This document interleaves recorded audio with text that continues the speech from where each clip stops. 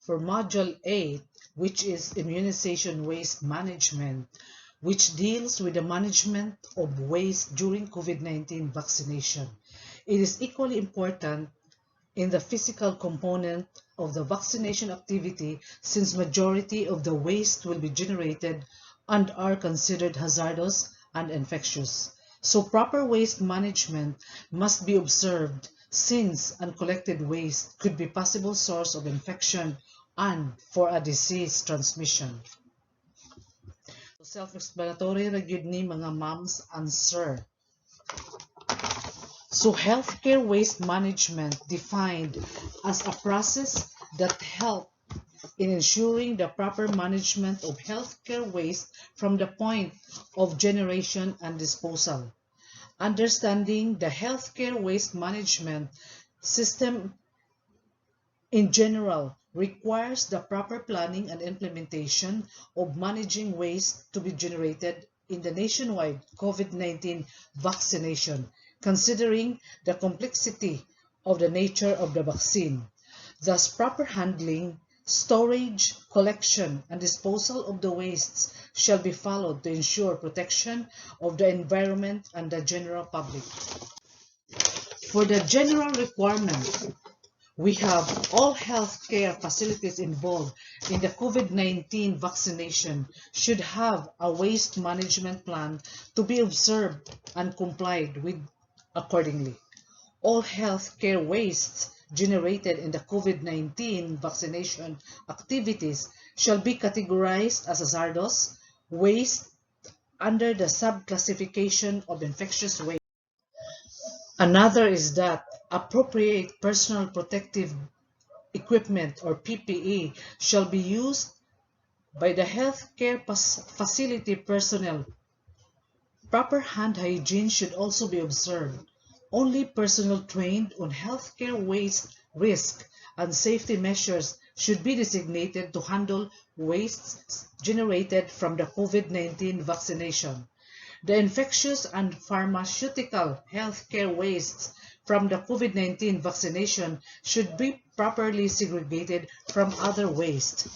The healthcare facility shall identify members to the COVID-19 waste team. Existing healthcare waste management committee may also serve as the team. The team shall develop a COVID-19 waste vaccination plan and implement the same. Thus, the plan shall include activities, resources needed including budget and responsible person or unit and timelines.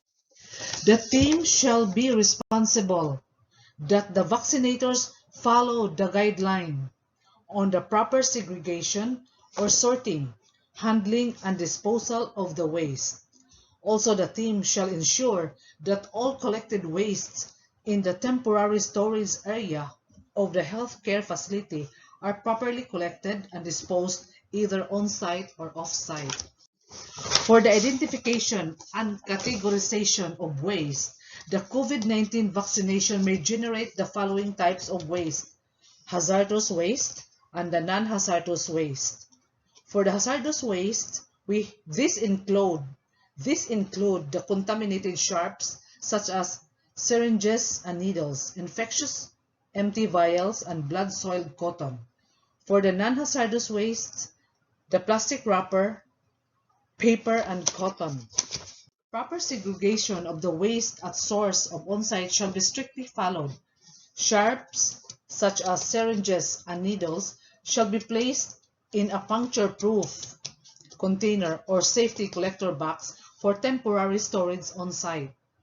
The empty vaccine vials shall be placed in a resealable bag. Each resealable bag should contain 20 empty vaccine vials for accounting purposes. Empty vaccine vials and used syringes barrels shall be considered infectious. The waste shall be placed in a separate waste bin lined with yellow plastic bag and with cover. Both bins and plastic liners shall be preferably of the same color for the type of waste intended to be placed. This is to avoid confusion and poor segregation. The recommended thickness of the plastic liners is 0.07 mm ISO 7765-204. For waste segregation, there should be a proper tagging of plastic liners before placing on the waste bin is to be strictly implemented. The tag of the plastic liner shall indicate the following: name of the healthcare facility, area of the healthcare facility where the waste was generated or the source, type of waste and the weight and the date of collection on site or date and time of closure of the container, and name of the person filling out the label. Containers should, containers should be large enough for the quantity of waste generated at that location during the period between collections. All filled waste containers shall be collected only by designated staff and brought to the temporary storage area of the healthcare facility. The collected plastic containers shall be tied tightly. All non-hazardous waste shall be placed in separate waste bins, together with the general waste. For the collection and transport within the facility, For the collection and transport within the healthcare facility, the collection and transport practices shall be designed to achieve an efficient movement of the waste from point of generation to storage or treatment while minimizing the risk to the personnel. The guidelines for the collection and transport of waste within the healthcare facility should include the following: the general service personnel shall be assigned for the collection of wastes from the waste bins going to the on-site storage area of the healthcare facility. Infectious and general waste should be collected daily or as frequently as required. Waste bags should be filled to no more than 3/4 full. Once this level is reached, they should be sealed, ready for collection. Plastic bags should never be stapled but may be tied or sealed with a plastic tag or tie. Sharp containers should be collected when 3/4 full.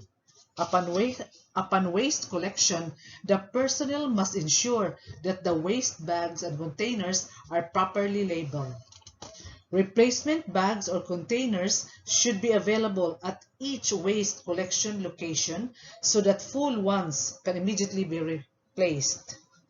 Transport of the collected waste must be done using wheeled trolleys, carts, or wheeled bins. Hazardous and non-hazardous waste should always be transported separately.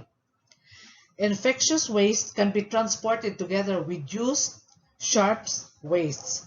The trolleys shall be disinfected after every use and can be cleaned and disinfected daily using 4 to 5 concentration of sodium hypochlorite. All collected and transported waste materials shall be stored in the designated central storage area of the healthcare facility. There shall be separate storage area for hazardous and non-hazardous waste. Hazardous waste should always be stored in enclosed rooms. The storage place must be identified as an infectious waste area by using the biohazard sign.